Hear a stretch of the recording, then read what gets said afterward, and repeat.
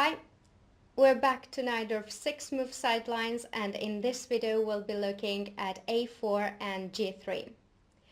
I chose nearly the same plan for both moves, the dragon style positions. So let's go for it. Let's start with fianchetto move g3,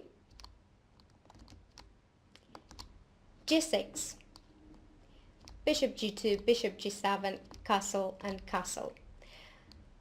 Here white can choose between a4 or rook e1. Let's see what happens on rook e1. I think here you should pay attention not to play knight c6, because I really don't like the positions after knight c6, bc6 and e5. I think when rook is on e1, it's really dangerous for black if white advances e5. So rook e1. First we develop our bishop to g4, knight de2, knight c6 and h3. We're not going to retreat our bishop back, so bishop e2, rook e2. In case of knight e2, knight d7, c3. C3 is important so that white is able to develop their bishop, dark squared bishop. So rook c8, bishop g5 and knight a5. I think completely good position for black. Knight a5 of course plans to go to c4 and start counterattack on queen side. Rook e2, rook c8.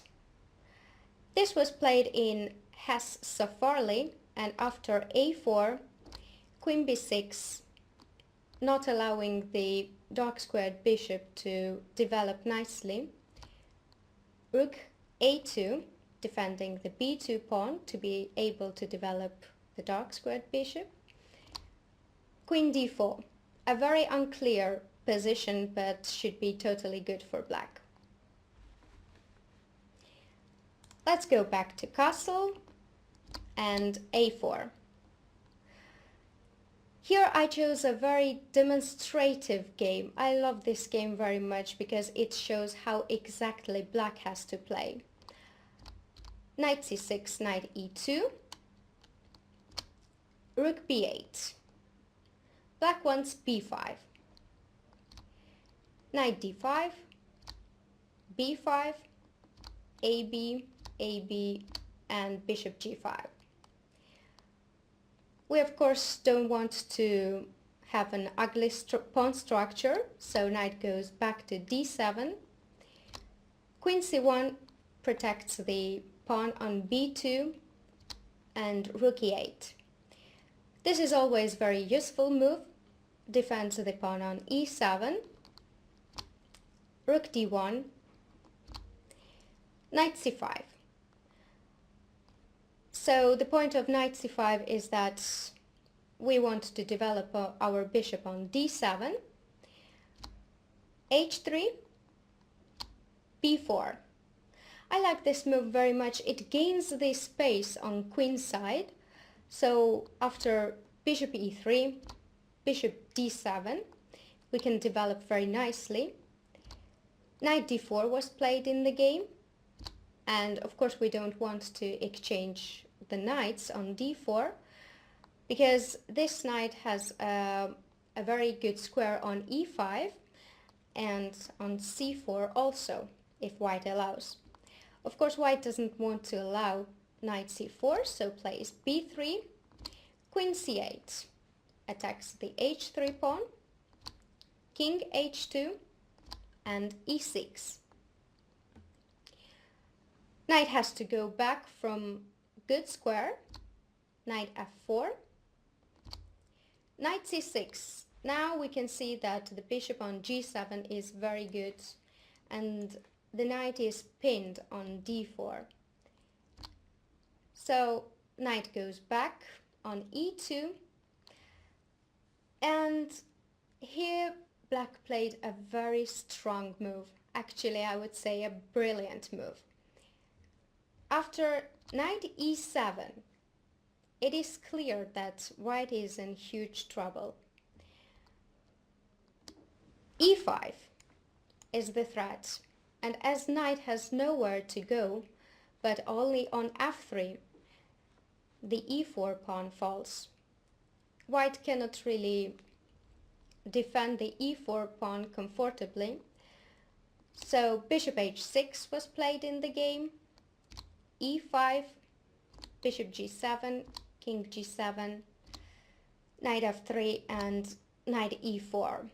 Black is pawn up, and Tivyakov, it was Tivyakov's game against Kaupers. Tivyakov was playing black pieces. He didn't have any trouble to win this game. So I hope you love this game also as much as I do, and let's go back to our knight of starting position. a4. Well, this move, I think it's very positional move. Prevents b5, but switches the plan with g6. Bishop e2, bishop g7, castle, castle, bishop e3, knight c6, and here white can choose between f4 to push the pawns on king's side, either to put the pieces on better squares, queen d2. Let's start with f4. And a very interesting move here, a typical idea, bishop g4. We're not losing a piece.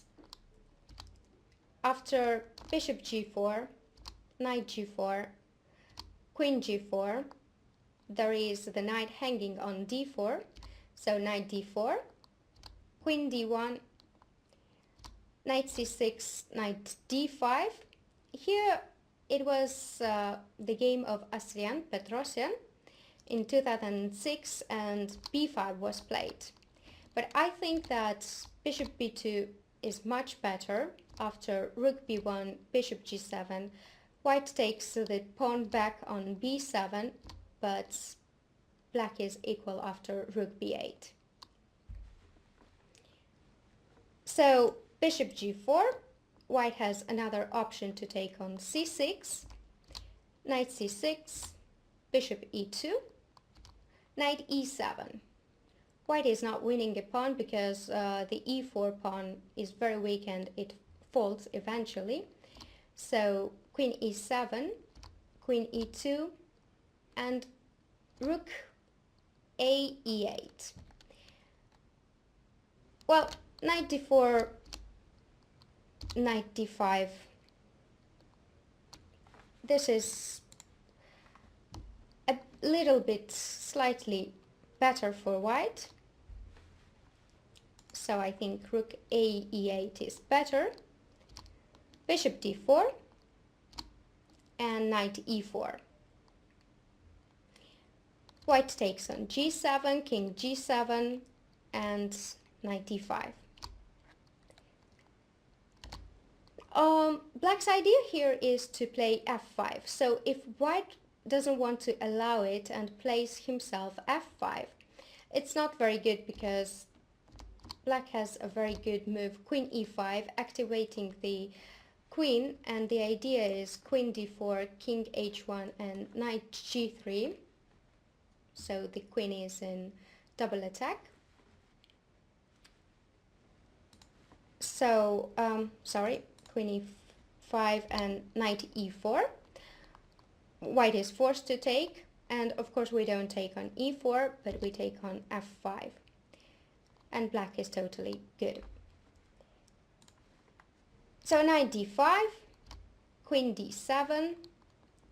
Queen has to go somewhere, on d3 for example, and f5. Queen d4 is not dangerous, king g8, rook comes to e1 and queen c6 with equality. f5,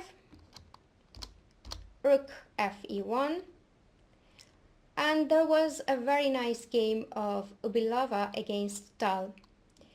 Ubilova was playing with black pieces, so h5, queen d4 and king h6. King is very safe on h6, rook a d1, queen c6, rook e2 defends the c2 pawn, and queen c5.